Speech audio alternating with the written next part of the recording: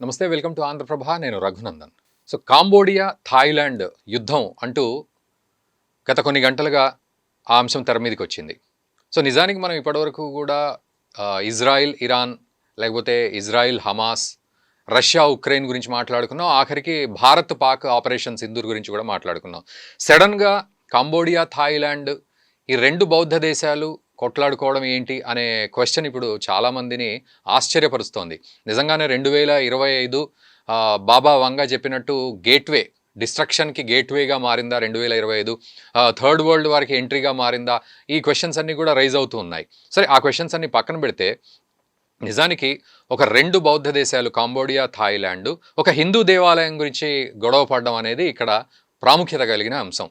ఇది ఈ మధ్య కాలంలో జరిగే విషయం కాదు, దీనికి కొంత చరిత్ర కూడా ఉంది. సో నిజానికి ఎప్పటి నుంచి ఈ గొడవ వస్తోంది, ఎక్కడ స్టార్ట్ అయింది, ఆఖరికి F-16 యుద్ధ విమానంతో థాయిలాండ్ కూడా దాడి చేసే పరిస్థితి వరకు రావడం ఏంటి, దీనికి పరిష్కారం ఏంటి, ఆ సమస్య ఏంటి, సమస్యకు పరిష్కారం ఏంటి, ఇవన్నీ కూడా కూలంకషంగా ఒక్కసారి దీని మీద మనం అవగాహన పెంచుకుందాం. మనతో పాటు సీనియర్ జర్నలిస్ట్, విశ్లేషకులు సురేష్ కొచ్చాటిల్ గారు ఉన్నారు.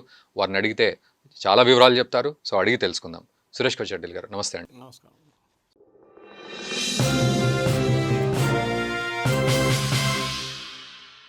థాయిలాండ్ అనే దేశము టూరిజం మీద బాగా ఆధారపడి ఈ మిజైల్స్ F-16లు ఉపయోగిస్తే ఎవరు వస్తారు? ఉన్నవాళ్ళు కూడా క్యాన్సిల్ చేసుకుంటారు. ఎందుకు సొంతగా డ్యామేజ్ చేసుకునే ప్రయత్నం? చెప్పలేము, ఇది గొడవ ఎక్కడి నుంచి మొదలని చెప్పలేము మనం. ఎవరు ఫస్ట్ ఫైర్ చేశారో, ఎవరు లాస్ట్గా ఫైర్ చేశారో మనకు తెలియదు. ఎందుకంటే సార్, నేను చూసినప్పుడు 2011లో కూడా ఒక ఘర్షణ జరిగింది, అది చెప్పాను నేను దీనికన్నా ముందు. అప్పుడు కూడా జరిగింది, కొత్తది కాదు ఇది. ఇది ఎప్పటి నుంచో ఉంది. ఇది డివిజన్, ఇదే ప్రాబ్లం. ప్రాపర్ మ్యాప్స్ ఇక్కడ డ్రా చేయకుండా వీళ్ళు వెళ్ళిపోయారు. మీరు కొట్టుకోండి అని చెప్పేసి వాళ్ళు వదిలేసి వెళ్ళిపోయారు. ఇప్పుడు వీళ్ళు కొట్టుకుంటున్నారు, వాళ్ళు సైడ్ నుంచి తమాషా చూస్తున్నారు అని. వీళ్ళు అంటారు, ఏమంటారు, వీళ్ళిద్దరికి చూడండి మేము చెప్పాం కదా, వీళ్ళు ఎవరు ఇద్దరికి పరిపాలనించడం రాదు, వీళ్ళు ఇట్లానే కొట్టుకొని చేస్తారు కొడుకులు అని చెప్పేసి బ్రిటిష్ అదే చెప్పారు, మనకు కూడా అదే చెప్పారు. విన్స్టన్ చర్చిల్ చెప్పారు కదా, భారతదేశం ఇచ్చేస్తే ఇక్కడ ఉన్న మొత్తం వీళ్ళు ధ్వంసం చేసేస్తారు భారతీయులు, వాళ్ళకి తెలియదు ఎట్లా నడిపేయాలి, మేము ఇక్కడ వచ్చాము మాకు తెలుసు వీళ్ళని ఎట్లా నడిపేయాలని చెప్పి సికింద్రాబాద్లో ఉన్నప్పుడు విన్స్టన్ చర్చిల్ చెప్పారు. బొలారంలో ఉంటుండే ఆయన అప్పుడు ఆ టైంలో. So why are you here అంటే all the crooks of Asia are here అని చెప్పారు ఆయన. ఇప్పుడు ఏషియాలో ఉన్న అందరు దొంగలు ఇక్కడ ఉన్నారు సిటీలో, దానికోసం నేను ఇక్కడ ఉన్నాను అని చెప్పి విన్స్టన్ చర్చిల్ ఆ టైంలో ఒక స్టేట్మెంట్ ఇచ్చారు. కానీ అది కాదు ఇప్పుడు ఇది ప్రాబ్లం. లాస్ కంబోడియా ఒకటే కాదు, థాయిలాండ్ కంబోడియా కాదు, లాస్ కంబోడియా కూడా ఇష్యూస్ ఉన్నాయి. ఒకటి, ఎప్పుడైనా ఒక బార్డర్ ఒక రివర్తో వస్తుంది. యూజువలీ మనం చూస్తాం, యూజువలీ బార్డర్స్ కంట్రీలు ఎప్పుడు కాదు, ఎన్నో సంవత్సరాల నుంచి, వేల సంవత్సరాలు ఏ యూఫ్రటిస్ కానీ, నైల్ కానీ, గంగా కానీ, యమున కానీ, బ్రహ్మపుత్ర కానీ ఒక బార్డర్ లైన్ ఫామ్ చేస్తుంది, ఇటువైపు వీరు ఇటువైపు. నేను థాయిలాండ్లో పనిచేసినప్పుడు ఒకసారి ఒక నాకోమ్ ఫినామ్ అని చెప్పి వాళ్ళ నార్దర్న్ మోస్ట్ లావోస్ వైపు ఉన్న ఒక బార్డర్ టౌన్కి వెళ్ళాను, ఒక ఫిలిం ఫెస్టివల్కి వెళ్ళాను. అక్కడ చూస్తే మన కేరళ లాగా ఉంటుంది చూడడానికి, ఎగ్జాక్ట్లీ లైక్ కేరళ, మా ఊరే. సో అక్కడ వెళ్ళినప్పుడు అటువైపు కంబోడియా, లావోస్ కనిపిస్తుంది, లావోస్ పక్కన ఇటువైపు కంబోడియా ఉంటుంది, కానీ కామన్ బార్డర్ ఇక్కడ కాదు, కామన్ బార్డర్ అవతల ఉంటుంది థాయిలాండ్కి. ఇప్పుడు నేను అడిగాను లోకల్స్ దగ్గర, ఇది రివర్ కనిపిస్తుంది ముందు, దీని ఏమంటారో అని అడిగాను. నేను మెకాంగ్ అంటారు అని చెప్పాను, మెకాంగ్, MEKONG. సరే అని చెప్పి నేను మెకాంగ్ అని నోట్ చేసుకున్నాను. తర్వాత నేను గూగుల్ చేసి మెకాంగ్ యాక్చువల్ పేరు కనుక్కుంటే ఇట్ ఈస్ మా గంగా. హిమాలయ నుంచి మొదలైంది, అది చైనా నుంచి వచ్చి, టిబెట్ నుంచి వచ్చి ఇటువైపు థాయిలాండ్కి వచ్చే river, Thailand Laos border cross చేస్తుంది అనమాట. పెద్ద ఒక బ్రిడ్జ్ ఉంది బార్డర్ వాళ్ళ దగ్గర, that is the border between Thailand and Laos. ఈ కమ్యూనిస్ట్ ఇన్సర్జెన్స్ ఉన్నప్పుడు వియట్నాంలో మనకందరూ తెలుసు, అమెరికా అక్కడ మొత్తం ప్రెజెన్స్ ఉండే ముందు, దాని తర్వాత అక్కడున్న వియట్నామీస్ ఆర్మీ వీళ్ళందరినీ తరిమి కొట్టి ఓడిపించారు, అక్కడి నుంచి బయటకు తీసేశారు. అది కాకుండా పాల్పాట్ ఆర్మీ ఇంకొక ఇన్ఫ్లుయెన్స్ ఉండే, అది కూడా మనకు తెలుసు, ఎంతోమంది వేలాది మంది చంపేశారు అక్కడ. అది ఇంకొక హిస్టరీ అటువైపు కమ్యూనిస్ట్ రూల్ కంట్రీస్. థాయిలాండ్లో ఆ ప్రాబ్లం లేదు. థాయిలాండ్లో కన్సిస్టెంట్గా వాళ్ళకు ఒక మొనార్కీ ఉండే, కింగ్, రాజులు ఉండే చాలా సంవత్సరాల నుంచి, 10వ సంవత్సరం ఇది. అంటే మినిమం ఒక 8 పట్టుకుంటే 800 ఇయర్స్ అన్బ్రోకెన్ రూల్ అని చెప్పొచ్చు మనం. వాళ్ళ అయోధ్య క్యాపిటల్ ఈ బర్మీస్ ఆర్మీ మొత్తం ఓవర్ రన్ చేసి ధ్వంసం చేసినప్పుడు కొత్త క్యాపిటల్ పెట్టుకున్నాడు, దాని పేరు బ్యాంకాక్. షాప్రియా రివర్ నుంచి వెళ్తుంది, అదే షాప్రియా రివర్ మీకు అయోధ్య దగ్గర కనిపిస్తుంది. సో లాంగ్ స్టోరీ షార్ట్ ఏంటంటే బేసిక్లీ ఒక బార్డర్ డిస్ప్యూట్. ఇది ఇప్పుడు చైనా అంటున్నారు, మేము కూడా వచ్చి నెగోషియేట్ చేస్తూ అంటున్నారు, కానీ ఆసియాన్ లోకల్ కౌన్సిల్లో మలేషియా అంటున్నారు, మేము మాట్లాడతాం, మేము మాట్లాడేదంతా ఫినిష్ చేస్తూ ఉంటాం. కానీ ఒక అన్ఈజీగా ట్రూస్గా ఉంటుంది, ఎందుకంటే వీళ్ళకి బార్డర్ ట్రేడ్ చాలా హెవీ. మన ఇప్పుడు మయన్మార్, మణిపూర్ ఉన్న బార్డర్ ట్రేడ్ ఉంది చూడండి. అంటే ఇక్కడ నుంచి కూరగాయలు తీసుకోవాలి, అక్కడ అమ్ముతారు, వాళ్ళు వచ్చి ఇక్కడ అమ్ముతారు, కొంతమంది అక్కడ ఉంటారు, కొంతమంది ఇక్కడ ఉంటారు, సరుకులు ఇక్కడ నుంచి అక్కడ తీసుకెళ్తారు. కాన్స్టెంట్ ట్రేడ్ నడుస్తుంది, చాలా హెవీ ట్రేడ్ ఉంటుంది. అది సడన్గా ఆగిపోయింది. మీరు లాస్ట్ చెప్పిన కాన్ఫ్లిక్ట్ టైం నుంచి ప్రాబ్లం ఉంది. 6 నెలల నుంచి బిజినెస్ అసలు చాలా తక్కువ. అక్కడ వర్షం చాలా విపరీతంగా పడుతుంది, ఆ ఏరియాలో కన్సిస్టెంట్గా వర్షం పడుతుంది. అట్లాంటి ప్లేస్లో మీరు ఒక్కరోజు బిజినెస్ ఆపేస్తే కూడా చాలామందికి అది ఎకనామిక్ డిజాస్టర్ అది. సో అదొక పెద్ద ప్రాబ్లం ఉంది. అది ఈవెన్ మనకి కూడా మణిపూర్ వైపు ఇప్పుడు ఈ జరిగిన గొడవలు కూడా అందరికి తెలుసు, చాలా మటుకు అది ప్రాబ్లం అయింది. ఇప్పుడు ఫెన్సింగ్ కడుతున్నప్పుడు చాలామంది అబ్జెక్ట్ చేస్తున్నారు, ఫెన్సింగ్ ఎందుకు కడుతున్నారు, బికాస్ ఆఫ్ దిస్ రీజన్. అక్కడ వెళ్ళి అమ్ముకుంటారు, బండి మీద తీసుకెళ్ళి అక్కడ అమ్మేసుకొని మళ్ళీ వచ్చేస్తారు ఇటువైపు. వాళ్ళకి 16 కిలోమీటర్ ఒక ఇది ఉండే, without passport they can travel. కానీ ఇప్పుడు అది కట్ డౌన్ చేశారు. ఈ ప్రాబ్లమ్ సార్ట్అవుట్ చేయాలంటే బేసిక్లీ వీళ్ళిద్దరు కూర్చొని మాట్లాడి, సరే ఆ టైంలో వాళ్ళు ఏదో గీత గీసేసి పోయారు, దాన్ని మనం ఫార్మల్గా we'll have to conclude as a border. అంటే నా క్వశ్చన్ కూడా అదే ఉండింది సార్. అంటే ఇదొకటే కదా, ఇప్పుడు మీరు అన్నట్టు భారత్ పాక్ అయినా ఆఫ్ఘాన్ పాకిస్తాన్ అయినా కూర్చొని మాట్లాడుకొని చేయగలిగే పని కాదా ఇది ఇంటర్నేషనల్ లెవెల్లో? ఈగో ఉంటుందండి, నేనెందుకు వెనకకి దిగాలి, మరి దీని ఇంత యుద్ధం బదులు ఆ ఈగో ఈజీ కదా. మనకు పాకిస్తాన్ కాశ్మీర్ మాది అంటారు, పాకిస్తాన్ మేమంటారు పాకిస్తాన్ ఆక్యుపైడ్ కాశ్మీర్, ఆజాద్ కాశ్మీర్ అని వీళ్ళు ఇక్కడ పిలుస్తారు, మనమే పాకిస్తాన్ ఆక్యుపైడ్ కాశ్మీర్ అంటాం, వీళ్ళేమో ఇండియా ఆక్యుపైడ్ కాశ్మీర్ అంటారు ఇటువైపు. సో ఈగో అది. దానికి ఒక హిస్టరీ ఉంది. రాజా హరి సింగ్ ఉన్నప్పుడు, రాజా హరి సింగ్ ఇండియాతో యాక్సెప్ట్ చేసినప్పుడు ఆ టైంలో పాకిస్తాన్ వాళ్ళ ఇర్రెగ్యులర్స్ని పంపించి ట్రైబల్స్ అని చెప్పి అది పట్టుకునే ఏరియా ఇప్పుడు వాళ్ళ దగ్గర ఉన్న పిఓకే. ఆ టైంలో మనం ఒక 1 వీక్ ముందు నెహ్రూ రియాక్ట్ అయితే మన చేతిలో ఉంటుండే పిఓకే, కానీ నెహ్రూ కొంచెం లేట్గా రియాక్ట్ అయ్యారు, దాంతో పోయింది మన చేతి నుంచి అది. ఇక్కడ ఉన్న ప్రాబ్లం ఏంటంటే ఇప్పుడున్న అగ్రెసివ్ నేచరు ఒకటి ఎకనామిక్, చాలా మటుకు మీకు 10 కిలోమీటర్స్ డిస్టెన్స్ ఒక స్థలం దొరికితే కూడా అక్కడ మీరు ఏదైనా చేయొచ్చు, పని చేయొచ్చు. నెక్స్ట్ వీళ్ళు డిఫెన్స్ కేపబిలిటీస్, ఎందుకంటే థాయిలాండ్ దగ్గర మంచి డిఫెన్స్ ఉంది, నేను చెప్పాను దేనికన్నా ముందు. వాళ్ళ దగ్గర ఎయిర్ ఫోర్స్ బాగుంది, నేవీ బాగుంది, ఆర్మీ కూడా చాలా బాగుంది. వియట్నాం, కంబోడియా, లాఓస్ వీళ్ళందరూ డెవలపింగ్ ఎకానమీస్ ఇప్పుడు కూడా. థాయిలాండ్ టూరిజం ఎకానమీ ఉన్నారు. కానీ ఇప్పుడున్న పరిస్థితుల్లో వీళ్ళు ఏం చేయలేరు. వీళ్ళిద్దరిలో కొట్లాడుకుంటే నష్టం వాళ్ళకే ఉంటుంది. ఇద్దరు కూర్చొని మాట్లాడుకొని ఈ బార్డర్ లైన్ కంప్లీట్గా, ఎందుకంటే ఇది ఫ్లాగ్ చేయడానికి ఒక్కొక్క ఏరియా కాదు, ఇది ఒక్కటే ఏరియా కాదు, ఇంకా 3-4 ఏరియాలు ఉన్నాయి where there is a difference of opinion అనమాట. So mature political leadership. Problem ఏంటంటే థాయిలాండ్లో ఇప్పుడు పొలిటికల్ లీడర్షిప్ లేరు. అక్కడ ఉన్న ప్రధానమంత్రిని సస్పెండ్ చేశారు. ఇప్పుడు ఒక కాంట్రవర్షియల్ ఇంటర్వ్యూలో ఆమె ఏవో మాట్లాడుతుంటే ఎవరో టేప్ మీద రికార్డ్ చేసి లీక్ చేశారు. So she is not there now. ఒక ఎలక్టెడ్ గవర్నమెంట్ లేదు అక్కడ. అక్కడ ఆర్మీయే నడిపిస్తారు గవర్నమెంట్ ఇప్పుడు. సో అట్లా పరిస్థితుల్లో థాయిలాండ్కి ఏమి వెళ్తారు?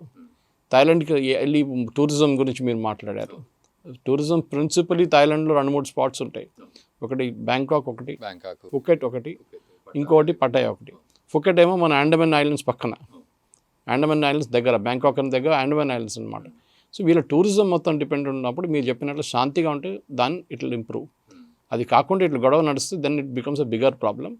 మిగతా దేశాలు కూడా దీని మీద వచ్చి ఏమైనా యాక్షన్ తీసుకోవాలి. అంటే మిగతా దేశాలు అంటే ఇప్పుడు ఫర్ ఎగ్జాంపుల్ ఇప్పుడు మీరు అన్నట్టు చైనా కానీ, మలేషియా ఉంటుంది, మలేషియా ఉంది, అండ్ అమెరికా ఏమైనా ఎంటర్ అవుతుందా మళ్ళీ? డొనాల్డ్ ట్రంప్ లేదు, డొనాల్డ్ ట్రంప్ అంటాడు నేనే చెప్పించాను. డొనాల్డ్ ట్రంప్ ఏంటి రోడ్ మీద కొట్టుకున్నాడు, ఇద్దరు ఓకే బాయ్ బాయ్ అనగానే ట్రంప్ అంటాడు నేనే చెప్పించాను అంటాడు. అదే ఒకటి, అది సపరేట్ కేసు అది. ఈ కేసులో ఏంటంటే ఇక్కడ ఇప్పుడు లోకల్ ఇష్యూస్ తెలిసే మనుషులు ఉండాలి దానికోసం అన్నమాట. అక్కడ ఉన్న ఎందుకంటే ఒకటి ఈ చెప్పిన ఇద్దరు బుద్ధిస్ట్ కల్చర్స్, వాళ్ళ కల్చర్ అర్థం చేసుకునే దేశం ఉండాలి. సెకండ్, చైనా ఏం చేశారంటే చాలా మటుకు ఈ బెల్ట్ అండ్ రోడ్ ఇనిషియేటివ్ కానీ వాళ్ళు రేర్ ఎర్త్స్ కోసం, మీరు వినుంటారు రేర్ ఎర్త్స్ అని, మినరల్స్ కొన్ని ఉంటాయి, అది చాలా మటుకు మన కార్లో మ్యాగ్నెట్స్ కోసం, మన ఎలక్ట్రానిక్ ఐటమ్స్లో, చిప్స్లో చాలా మటుకు వాడుకుంటారు. అది చైనా కంట్రోల్ చేస్తుంది మొత్తం. Myanmar is a big source. Myanmar నుంచి వెళ్ళే రేర్ ఎర్త్స్ మొత్తం వాళ్ళు కంట్రోల్ చేస్తున్నారు. అక్కడ పెద్ద గొడవ, మీకు తెలుసు మయన్మార్లో కూడా ప్రాబ్లం నడుస్తుంది. నార్దర్న్ చైనా ఆర్మీ అక్కడ ఒక ఇష్యూ ఉంది, మన అరకాన్ వైపు ఒక ఇష్యూ నడుస్తుంది, టెర్రరిస్ట్ గ్రూప్స్. దాంట్లో కొంతమందిని పారిపోయి రోహింగ్యాలని చెప్పి మన వైపు వచ్చారు వాళ్ళు, అక్కడ ఉన్న సివిలియన్స్. అక్కడ ఇంకో పెద్ద ఇష్యూ ఉంది అక్కడ, ఎందుకంటే అక్కడ ఆర్మీ నడిపిస్తున్నారు మయన్మార్, సివిలియన్ అడ్మినిస్ట్రేషన్ లేదు. ఆంగ్ సాన్ సూచీ లాస్ట్లో ఉన్న అడ్మినిస్ట్రేషన్ పోయిన తర్వాత ఎవరు లేరు అక్కడ. ఇప్పుడు ఉన్న వీళ్ళే ఉన్నారు. సో మీరు రిటర్న్ మళ్ళీ ఆంగ్ సాన్ సూచీని తీసుకొస్తారా లేదా అది డిఫరెంట్ మ్యాటర్. కానీ అరకన్ ఆర్మీ కానీ, చిన్న ఆర్మీ కానీ వీళ్ళందరూ మణిపూర్ వైపు నుంచి కూడా గొడవ నడుస్తుంది. కొంతమంది ఇక్కడికి వస్తారు, కొంతమంది అక్కడికి వెళ్తారు. అక్కడ కూడా అన్సాల్వ్డ్ ఇష్యూ చాలా పెద్దది. దాంట్లో చైనా కూడా మళ్ళీ అక్కడ జోక్యం చేసుకున్నారు వాళ్ళు. ఎందుకంటే వాళ్ళకి రేర్ ఎర్త్స్ ట్రాన్స్పోర్ట్ చేయడానికి ప్రాబ్లం వస్తుందని చెప్పి వాళ్ళు ఇద్దరితో డీల్ చేసుకున్నారు, ఈ టెర్రరిస్ట్ గ్రూప్స్ అని. మా బండి మీద చేయబెట్టొద్దు, మా బండి పోతుంటే వస్తుంటాయి, మీరేం చేయకండి అని చెప్పేసి. సో అది ఇప్పుడు దాకా ఇట్ ఇస్ హోల్డింగ్. కానీ చైనా దీంట్లో ఇంటర్ఫియర్ చేస్తే వీళ్ళు వింటారా లేదా అనేది ఒక గ్యారంటీ లేదు. కానీ చైనాలో, థాయిలాండ్లో చాలా మటుకు పెద్ద చైనీస్ స్పీకింగ్ పాపులేషన్ ఉంది ఒకటి. ఇప్పుడు కాదు, 5-6 సెంచరీస్ ముందు నుంచి చైనా నుంచి చాలామంది వచ్చి థాయిలాండ్లో సెటిల్ అయ్యారు, వాళ్ళు ఉన్నారు. So the northern Thailand especially మీరు చూస్తే చైనీస్ ఇన్ఫ్లుయెన్స్ చాలా ఉంది వాళ్ళకి. పేర్లు కాదు కానీ ఈవెన్ వాళ్ళ లుకింగ్ ఫీచర్స్, మాంగ్లైట్ ఫీచర్స్లో కూడా చాలా మటుకు చైనీస్ మాంగ్లైట్ క్యారెక్టర్స్ ఉంటుంది వాళ్ళకి. వాళ్ళు చాలామంది వాళ్ళ దాంట్లో వచ్చి అయోధ్యలో సెటిల్ అయ్యారు, అక్కడి నుంచి వాళ్ళు బ్యాంకాక్ వచ్చారు. సో వీళ్ళు పీపుల్ వైజ్ ఎలా ఉంటారు సార్, కామన్ మ్యాన్ వైజ్ పౌరులు? కంబోడియా అందరు సేమ్ అండి. Cambodia Thailand economically weaker, Thailand economically కొంచెం ప్రాస్పరస్, అంత ప్రాస్పరస్ కాదు, ఎకనామికలీ ప్రాస్పర్. థాయిలాండ్లో చాలా మటుకు మిలియనర్స్ ఉన్నారు, మనలాంటినే పెద్ద పెద్ద బిజినెస్ వాళ్ళు ఉన్నారు, పేదోళ్ళు చాలామంది ఉన్నారు అక్కడ కూడా. కానీ వాళ్ళ ఎకానమీ డిపెండ్ అవుతుంది మ్యానుఫ్యాక్చరింగ్ మీద కూడా ఇప్పుడు. ఎందుకంటే ముందు ఓన్లీ టూరిజం ఉండే, వాళ్ళకు కూడా అర్థమైపోయింది ఏదో ఒక రోజు టూరిజం బంద్ అయిపోతే మొత్తం ఇండస్ట్రీ పోతుంది, కంట్రీ మొత్తం డబ్బులు లేకుండా పోతుందని చెప్పి వాళ్ళు మ్యానుఫ్యాక్చరింగ్లో దిగారు వాళ్ళు చాలా మటుకు. అండ్ 1-to-1గా ఎలా ఉంటారు కంబోడియా పీపుల్ అండ్ థాయిలాండ్? ఇప్పుడు మనం పాకిస్తాన్ వాళ్ళతో ఎలా ఉంటాం? వాళ్ళు ఫ్రెండ్లీ, బికాజ్ అట్లా ప్రాబ్లం ఏం లేదు. ఇది I think this is basically an ego issue. Okay, ఇది ఈగో ఇష్యూ వచ్చింది అంటే వీరిద్దరు కూర్చొని మాట్లాడుకుంటే అయిపోతుండే, కానీ మాట్లాడరు కదా. సో ఆ ఛాన్స్ ఉండదా భవిష్యత్తు? ఉంటుంది, ఇంకా ఉంటుంది. ఇప్పుడైతే ప్రెషర్ పెడితే ఉంటుంది డెఫినెట్గా. అంతే, మీరు ఏదో కొట్రా అని చెప్పి పక్కన చెప్పడం ఒకటి, వెళ్ళి కొట్టడం ఇంకోటి. అవును, F-16 తీద్దాం చిన్నపిల్లల ఆట కాదు. అది ఎగ్జాక్ట్లీ అవును. So you have taken F-16 out అంటే దాన్ని ఒక కత్తి బయటికి తీసినట్లు ఉంటుంది అది. బెదిరించడం వేరు, అది యూజ్ చేసి మళ్ళీ బాంబ్ చేస్తే వాళ్ళు మర్చిపోరు, వాళ్ళు ఇడవరు. అవును. అన్నిటికంటే డేంజరస్ ఏంటంటే థాయిలాండ్కి ఈ పాత ఇన్సర్జెన్సీ, కమ్యూనిస్ట్ ఇన్సర్జెన్సీ మళ్ళీ బయటికి వచ్చేస్తే ఓకే బయటికి, then it becomes a problem. ఎందుకంటే రెగ్యులర్ ఆర్మీకి ఆ గెరిల్లా ఆర్మీ ఫైట్ చేయడం అంత ఈజీ కాదు. ఆర్మీ టు ఆర్మీ ఫైట్ చేయడం ఈజీ, రూల్స్ ఉంటుంది, రెగ్యులేషన్స్ ఉంటుంది. గెరిల్లాస్తో ఫైట్ చేయడం అలా. దానికోసం మనం చూసాం వియట్నాంలో ఎట్లా ఓడిపోయారు, విపరీతంగా ఓడిపోయారు అక్కడ. అమెరికన్స్ అయితే పారిపోయాల్సి వస్తుంది లాస్ట్లో సైగాన్ నుంచి. సో అదే పరిస్థితి రాకుండా ఇప్పుడు ఉన్నదానికి వీళ్ళిద్దరు కూర్చొని మాట్లాడుకుంటే బాగుంటుంది. లేకుంటే పాత ఒక గెరిల్లా ఆర్మీ కంబోడియా వైపు నుంచి వస్తే మళ్ళీ ప్రాబ్లం అవుతుంది. దాంట్లో లావోస్ కూడా దిగితే ఇంకా పెద్ద ఇష్యూ అయిపోతుంది. వాళ్ళకు కూడా బార్డర్ ఇష్యూస్ ఉంది. అన్నీ చూసుకుంటే ఎంత జల్దీ సెటిల్ చేస్తే అంత బాగుంటుంది. అంటే భారత్ ఇన్వాల్వ్మెంట్ ఏమైనా ఉండే అవకాశం ఉంటుందా? తక్కువ, చాలా తగ్గింది. ఎందుకంటే ఆసియాన్ ఒక టైంలో చాలా పవర్ఫుల్ ఉండే, కానీ ఇప్పుడు ఆసియాన్ చాలా వీక్ అయిపోయింది. మన నాన్ అలైన్ మూవ్మెంట్ లాగా అయిపోయింది. అది కూడా ఎవరు పని వాళ్ళు చూసుకుంటున్నారు. ట్రంప్తో మాట్లాడి వాళ్ళు డైరెక్ట్ మాట్లాడుకుంటున్నారు. ఆసియాన్ లేదు ఏం లేదు అని చెప్పి అప్పుడప్పుడు మీట్ అవుతారు అంతే.